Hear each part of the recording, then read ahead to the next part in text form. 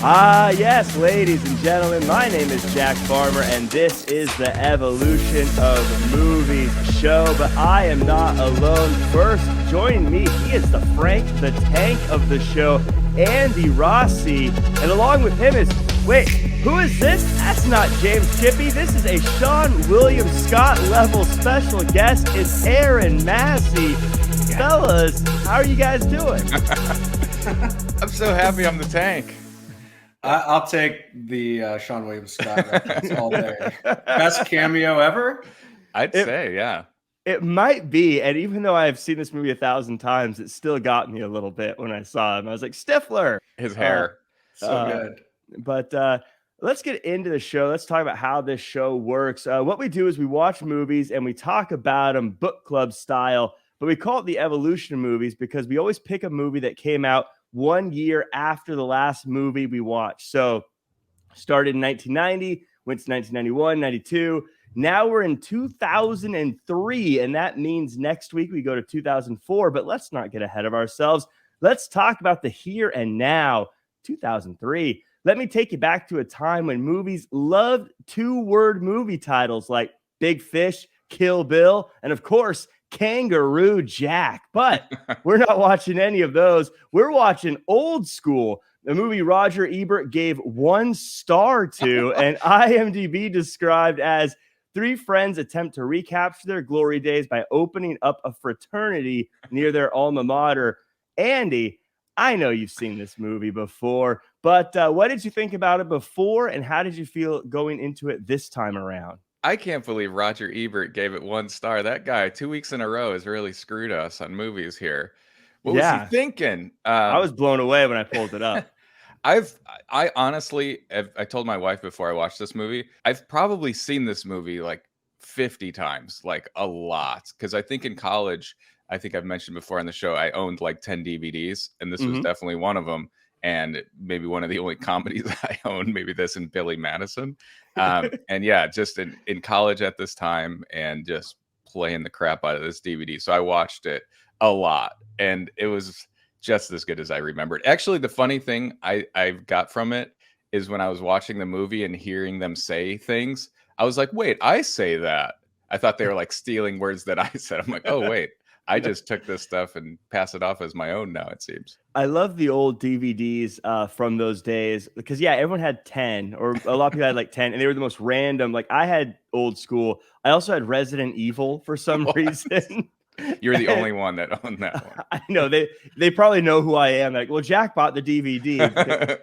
But Aaron, usually I let the last person talk about kind of going into this be the person who picked the movie. And I tell everyone who picked the movie, they have to explain why they picked it. James is the one that picked it. He's not here. So I'm going to ask you, Aaron, why did James pick this movie? Beautiful taste in comedy. I mean, of course. I can understand why James picked this movie. It's should be in the lexicon of cinema classics, American cinema classics. Yeah. This was oh, by the way, I was like, all right, I got Old School this week coming in to join the gang, and I'm gonna have to stream this or rent it. I gotta figure it out. I'm like, no, wait a minute, I got this DVD. So like Andy, I probably watched this thing like 50, maybe not 50, probably nearing in the 30 range, 30s, maybe mid 30s. So was this Todd Phillips breakout? When his name flashed on, and we can probably get into that, but that always like was a signal for me to be like, all right, this is gonna be interesting. Let's get into this. So he did Road Trip, right? Bringing it. Was Road Trip his? Yeah, Road Trip was Todd Phillips. Yeah, he was a creepy cameo in that one as well. I think he cameos every movie, right? Who was he in this one? He's I'm here for the gangbang. Oh, that's right. Yeah. Pretty creepy. I don't know. This movie, I think, set in motion a lot of people's careers. There was so many watching this. There were so many moments where I was like, "Is this a cameo or was this before they made it?" Like, yeah, there's the guy from The Big Bang Theory in this movie. Meredith Grey, Alicia Cuthbert, a lot of other people, and we'll talk about it. We'll get into it. But for now, I want to first, real quick, thank everyone who's watching the show. If you could leave us a comment, subscribe, like, share, all that good stuff. A 5-star review on Apple Podcasts wouldn't be too bad either. So if you're listening, give us a review. Why don't you? Come on. It's how these podcasts work. We need it for our egos, guys. Come on. But now that we got the promo out of the way, you guys ready to kick it back to the old school, like old fools that are so cool? Wow. The most uncool way to intro We can this dig movie. it. So we start up with Mitch at a conference, but he leaves early and catches his wife cheating on him, to put it lightly. Mitch has to be the best man at his friend Frank's wedding, though. So he goes there, and Vince Vaughn is trying to talk Frank out of getting married. But Frank goes through it, and we get an R-rated wedding band while Mitch meets an old friend and pours coffee on her before attempting to give a toast. Aaron Massey, I want to start with you. This opening set of scenes, Mitch coming home, his girlfriend or wife cheating on him, and now the wedding scene, this kind of sets the stage for the rest of the movie and who these characters are. Yeah, without a doubt. And I had the thought rewatching this, because there's like things that you remember, but then you're like, oh, I forgot that happened, including Mitch getting into the cab, exiting the hotel at the very beginning. Mm-hmm. And I won't repeat the dialogue. Yes. He said the seatbelt is not working. Oh, and if you've seen the movie, the cabbie responds in a very particular way. Go ahead and Google that if you forget. I'm not going to say it. Yes. Based on my future, my career. Right. But that to me was like, oh, this sets the tone.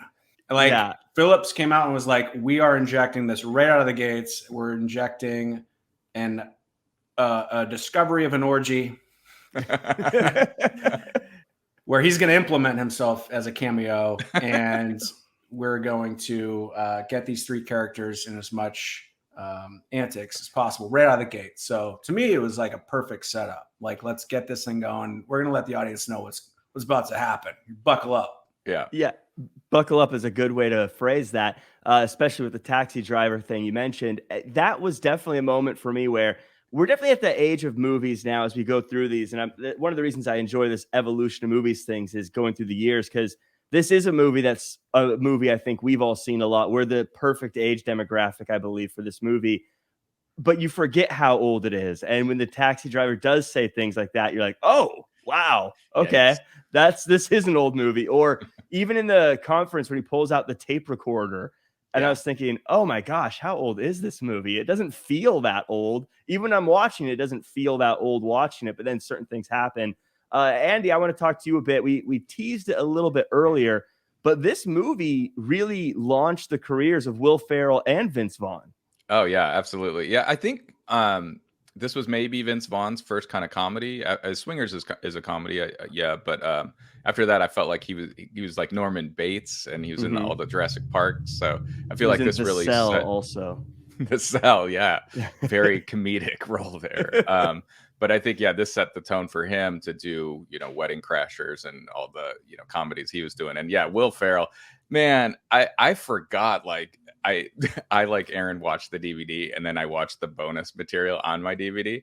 And there was one thing where they were like interviewing Will Ferrell, and it was great because he was just like, yep, so they set me on fire. I got to be naked. And he's like naming all the stuff that he's got to do. And I'm like, that's true. I'm like, he talk about an obstacle course he's got to go through, going streaking. And he just really went for it. Will Ferrell, I think he's everybody's favorite, but Frank the Tank just really goes all in on this movie.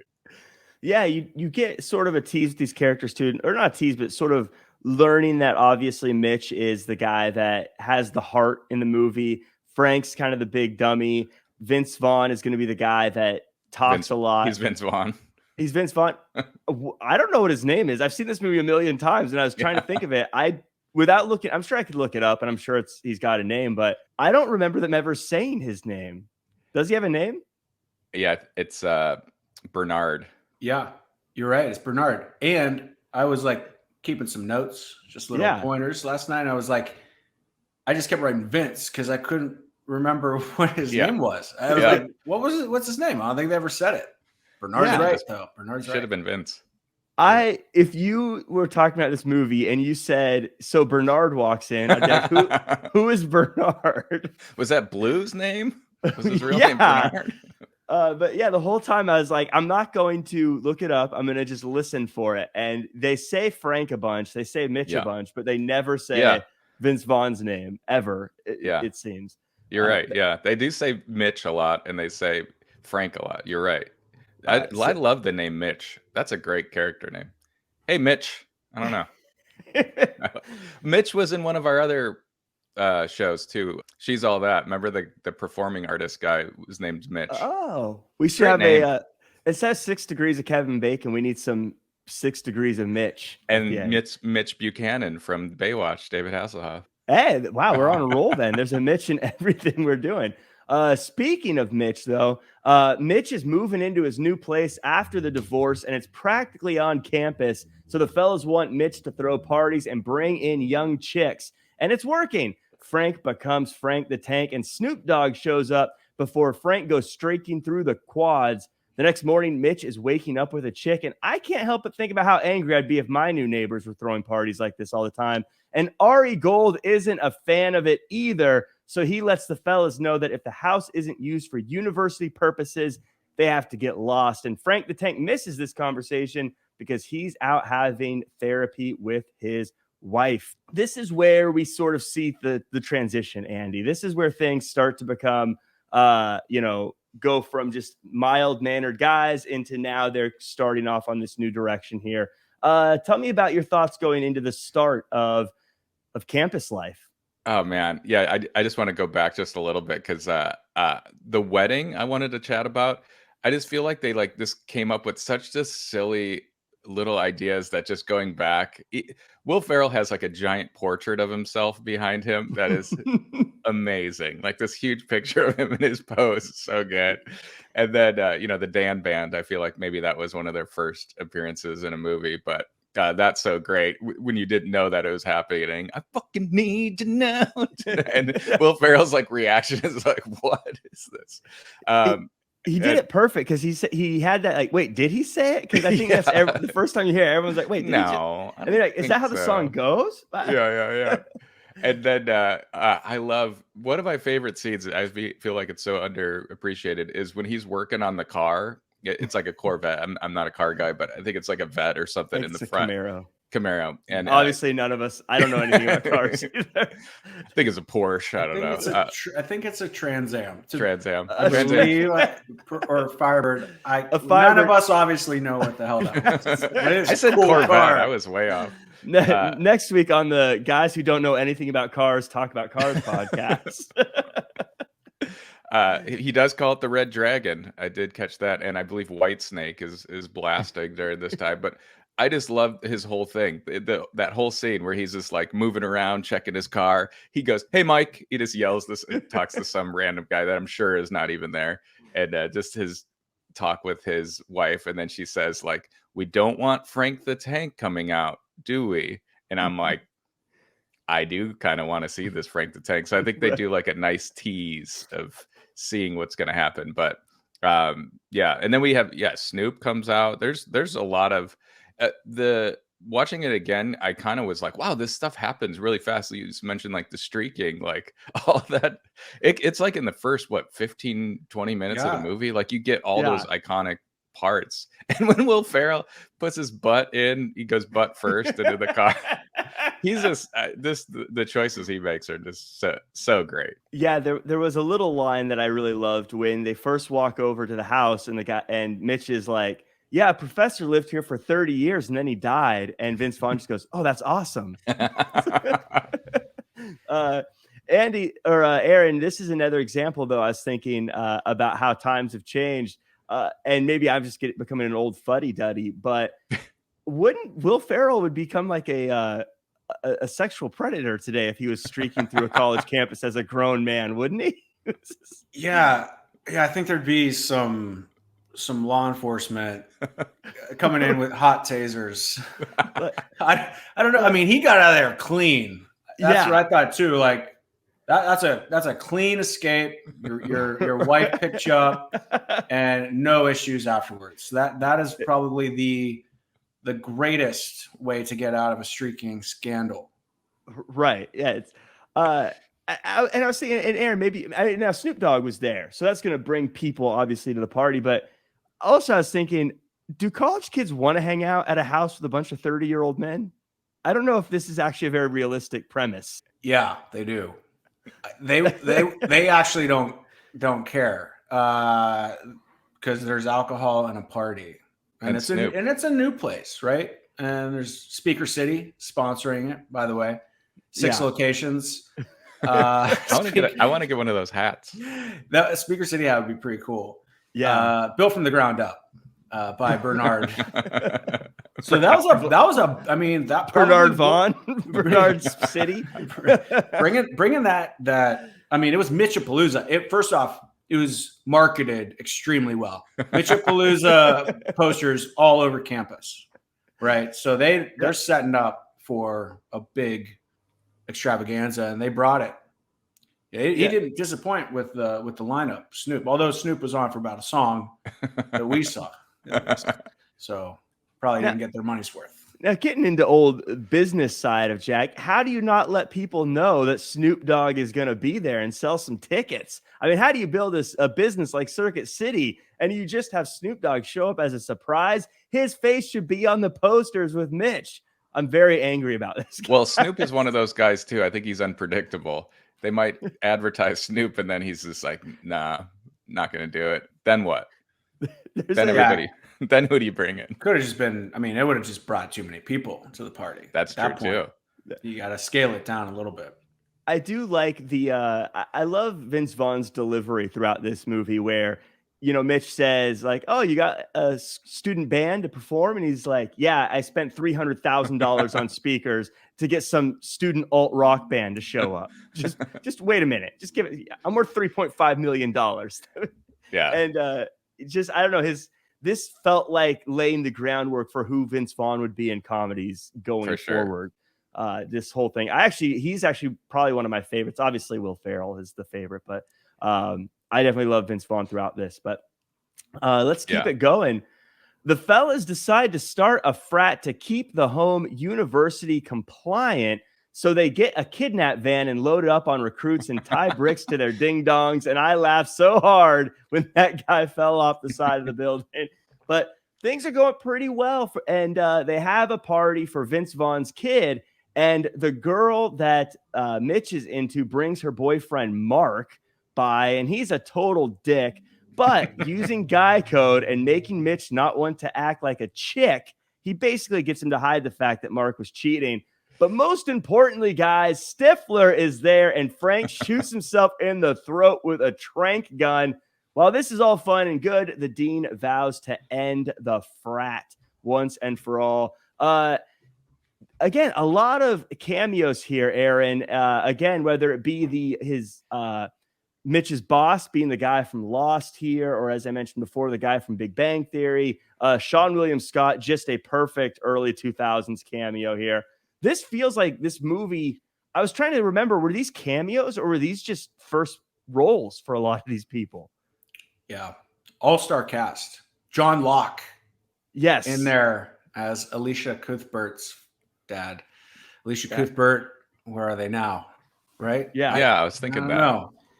But that at the time, she was like the it girl. I remember. So this movie, I just checked. So it was 2003. Mm-hmm. So that was a while back. Lost, I think, started right around 2004, 2003. Yeah. So John, I think that guy had worked like everyone. And what usually people don't understand is these actors have been in the game for like a decade, if not longer, sometimes. Mm-hmm. And then you think they're just these breakout stars. But this had I think those ready to burst breakout actors that Todd Phillips tapped into. And I think Old School was such a success that they're like, oh, casting was like, oh, this guy was in Old School. This girl was in Old School. Like they just started to catapult their careers. So it's, all-star cast. It was fun because for me, at least, like every scene you're getting, even I think the Sean William Scott definitely was the cameo, technically a cameo. Mhm. Even the way he enters the screen from the side, right? It's delivered and he comes in. Yeah, because he was definitely already going from American Pie at that point. Yeah. Yeah. So it was fun to see all these old faces. It's funny how we still call him Stifler. Like I will always call him Stifler. And how old is that movie now? Yeah, he'll be Stifler forever. Because that was such an iconic role for him. But another cameo that we had, Andy, this one I definitely want to throw to you during this scene or during this whole process here, because I want to get your opinion on it. I always love when someone works a job in a movie and then we get an expert on it. I want to get your breakdown of the blowjob teacher and how good of a job he did teaching the wives. I mean, there's a lot of different forms, a lot of different interpretations of a BJ. I didn't know that there was blowjob classes. I don't know if they still exist today, but Andy Dick, what was with the wig? He's got this wig and he's like, somehow he beats up Frank. It's like a whole thing. I there was one funny line during that too. One of the friends of Marissa, one of the Will Ferrell's wife's friends, says something like, "Oh, he's the best." How do you become the best at this? Like, I don't know. He didn't seem all that accomplished. I mean, I don't know. It seemed okay. Everything about that scene felt like they just said, look, here's wardrobe, go put on some wigs and hats or whatever, Totally. and just show up ready. And he just grabbed whatever he thought was going to be silly looking, because it was what a ridiculous scene to add to a show, but it was so funny. And it was a great little breakaway from what we've been seeing and helped tell the story even more about how Frank and his wife are separating. You know what I love too, sorry, is before that they do you mentioned the van where they got like Master of Puppets blaring and they're just flying around that van. Yeah. I love when they're going through the people and they say blue. They say blue. They're like, that guy's 100 years old. And then Vince Vaughn goes in the whole thing, how he's like super into it. He's old veteran. But when they kidnap that guy when he's at the grocery store with his wife, and he's like, you say anything, we'll kill you. And she's like, oh, and he's like, I'm just kidding. We'll have him back tonight. It's so funny.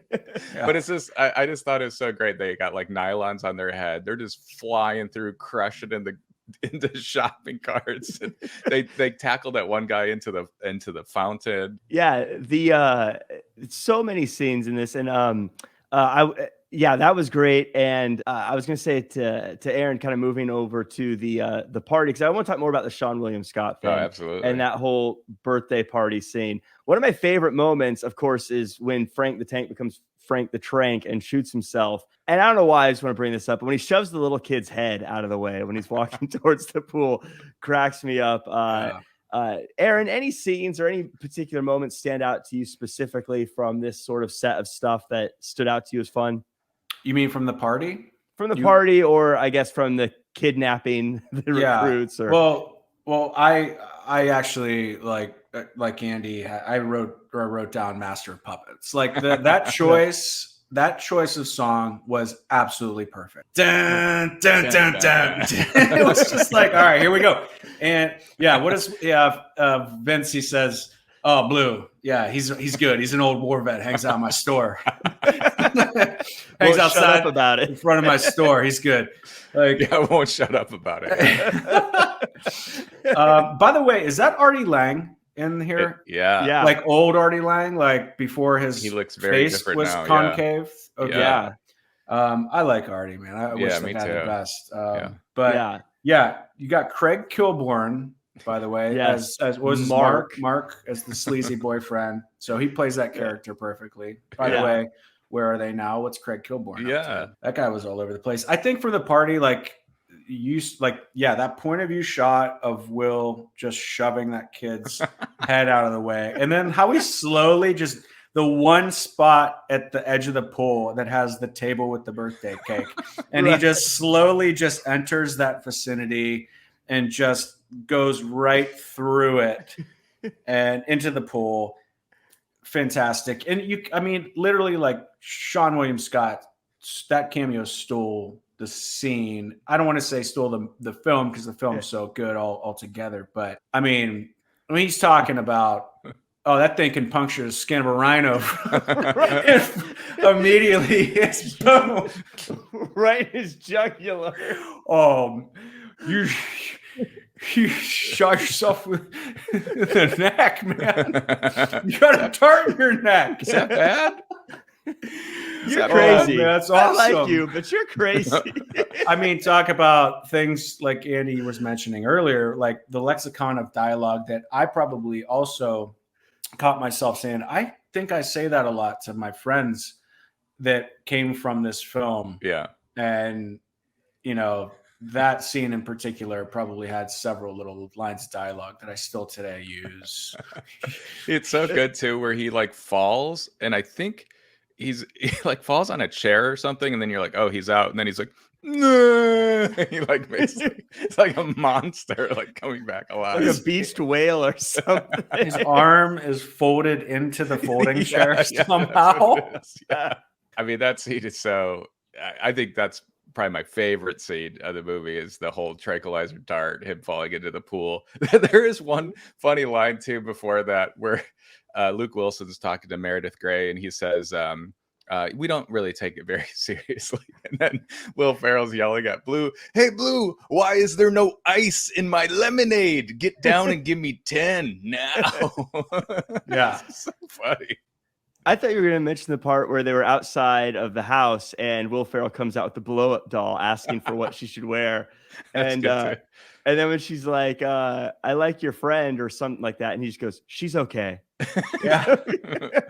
Yeah. At that point, he doesn't even try to hide it. He literally just starts having a conversation with her. Like, you know, how are you doing? Yeah.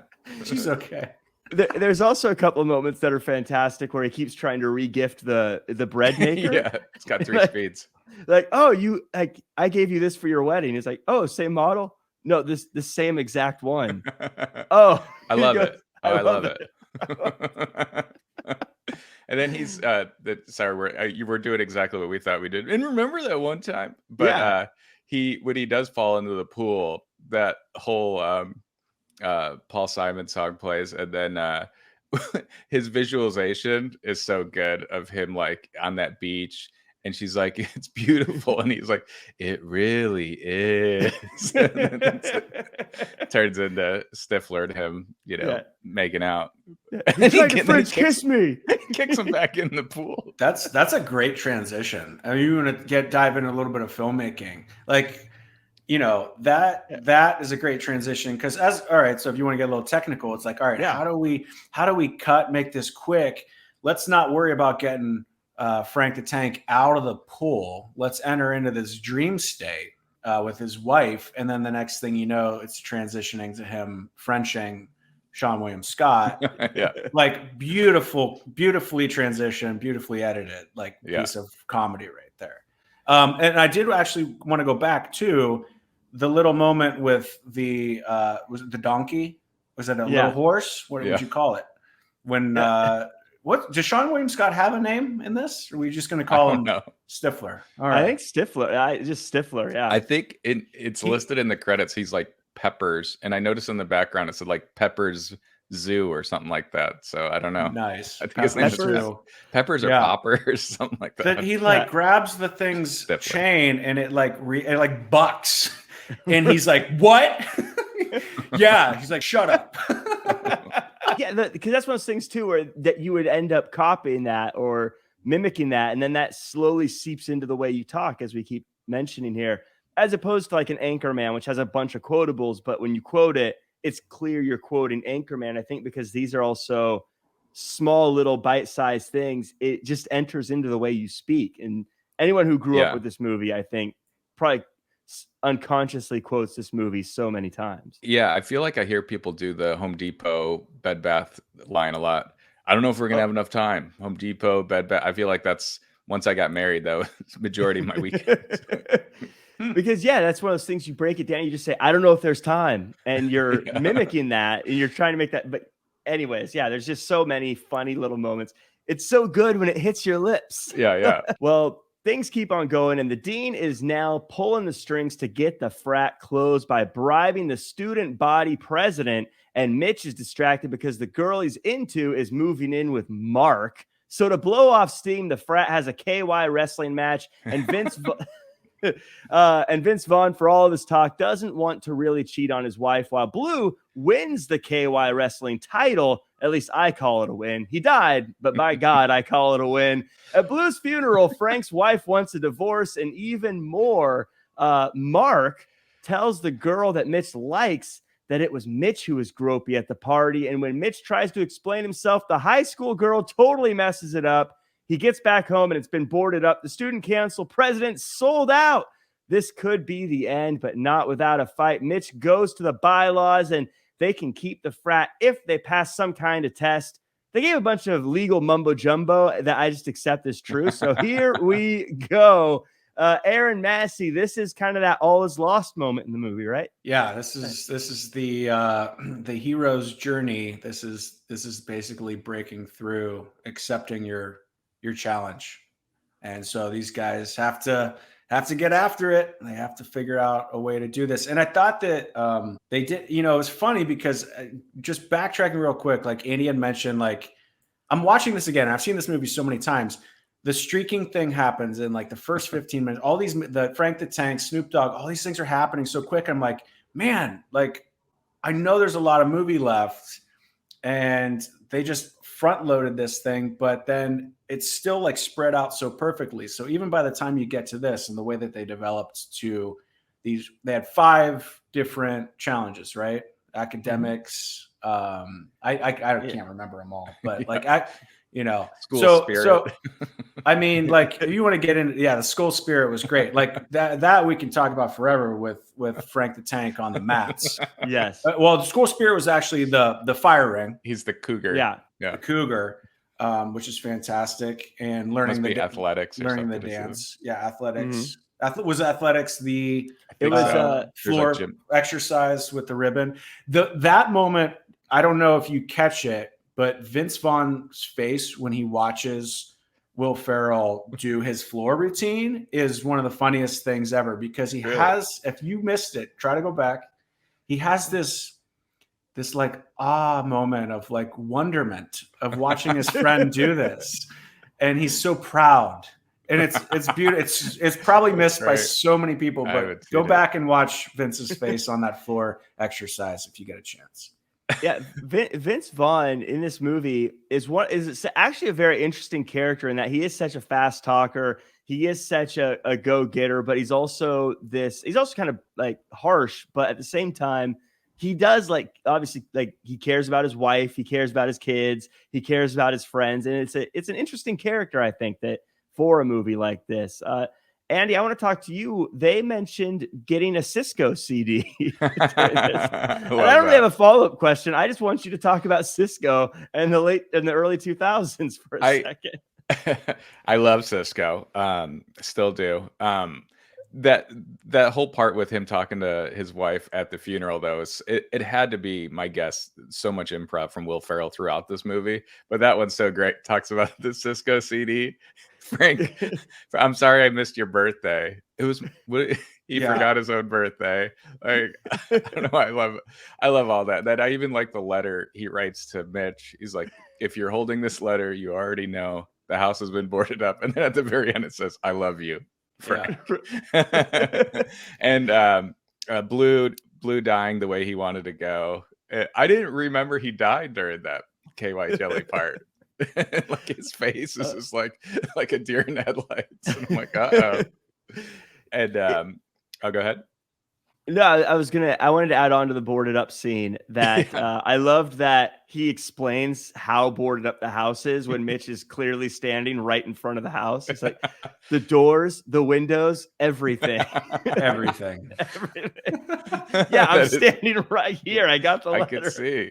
That's so great. Yeah. I want to comment too, because we're talking so much about Frank and Vince, Frank the Tank and Vince. We're mixing real names and character names. But Luke Wilson's role in this, he plays such a straight through character that is like the spine of this thing. And I don't think he gets enough credit. I haven't watched a ton of I've probably seen a lot of Luke Wilson stuff, but this is, to me, got to be one of his most enjoyable roles to watch. I don't know if it's his best acting, but I just thought like the way that Luke responded a lot of times off of Vince and Frank, like he was like the spine of this thing all the way through. And his reactions to stuff like that were just like perfect. Like a lot of his comedy came in non-speech, you know? And so I like watching it again this time, I really appreciated that. And backtracking real quick again, Frank not remembering his birthday was one of my favorite parts of the movie. Yeah, and speaking of lines that we use every day now from watching this movie is from that moment where she wants to divorce him and he says, well, keep on trucking. Like I say keep on trucking all the time, and it's probably because of this movie. What does he say right at the end? Doesn't he say like good stuff or something? And he walks away. He's like, good stuff. Like you just got divorced. You got broken up with, but.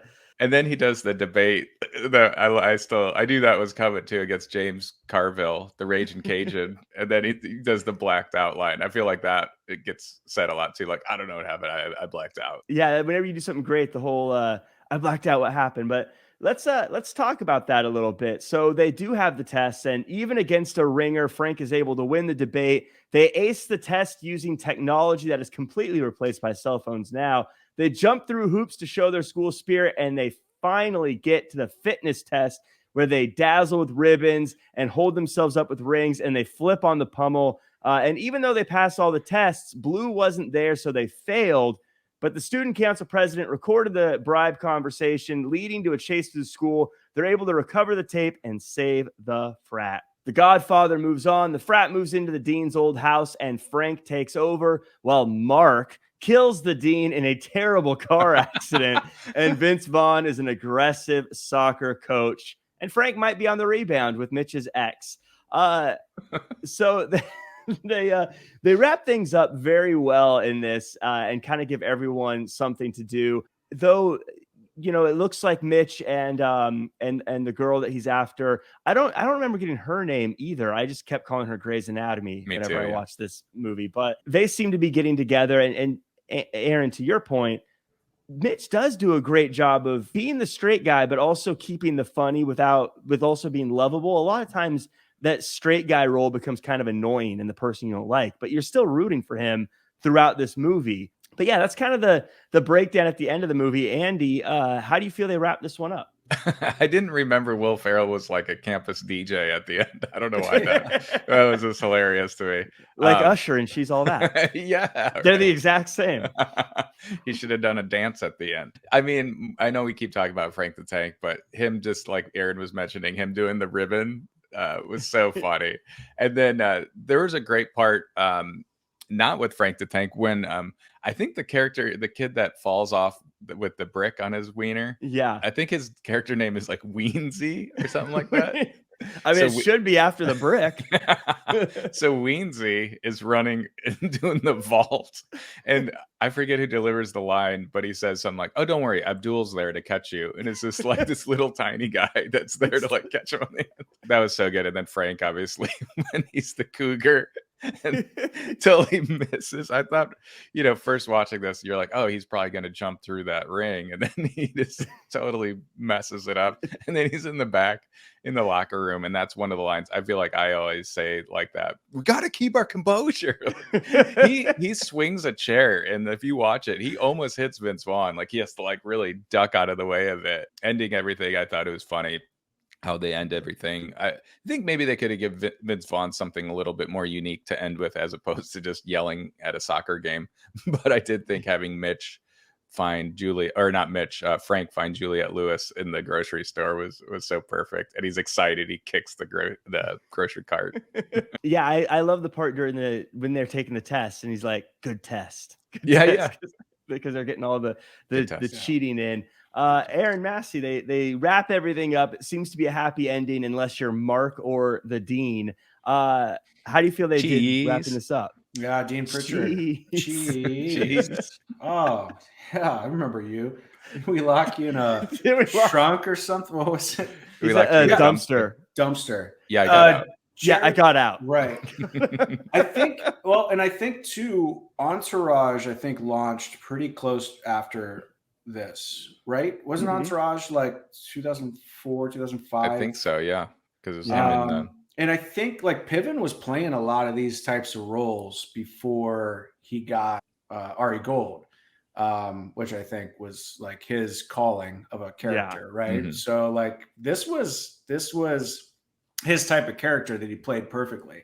I totally forgot Kilborn was driving and they ran a Yeah. car off the road and killed. Like I totally forgot about that. Yeah, me too. As many Yeah. times I've seen this, and I'm like, wow, that's aggressive and perfect for this movie.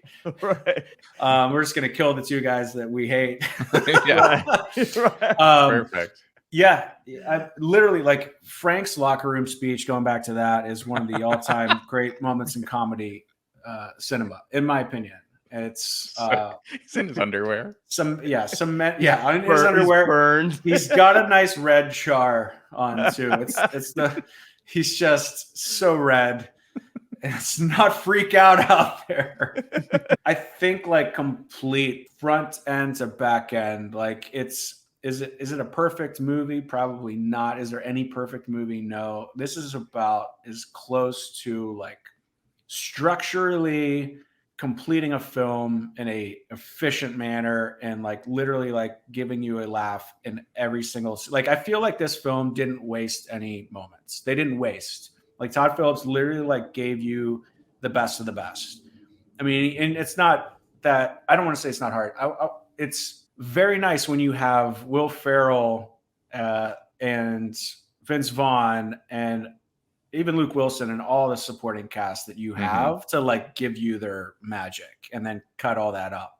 I just feel like, man, they crushed this. This was like such a fun watch for me. Even though I've seen it several times, you're still getting those laughs. So that's a tried and true test to the timely way that this film will hold, I think, for a long time. Yeah, you hit the nail on the head as far as one of the most important things personally for me with movies, and that's not wasting time. I feel like, to your point, every scene mattered. Every scene was funny. There was no just filler. I mean, there's filler scenes I guess you didn't necessarily need, but they were very funny to make up for it.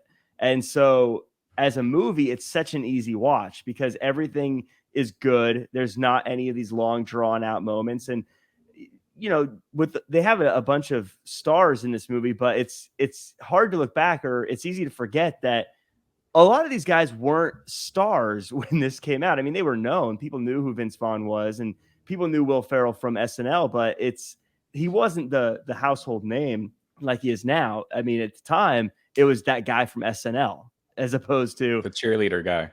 Yeah, the cheerleader guy from SNL, which is why he was like a co-star instead of the main star like he would be later.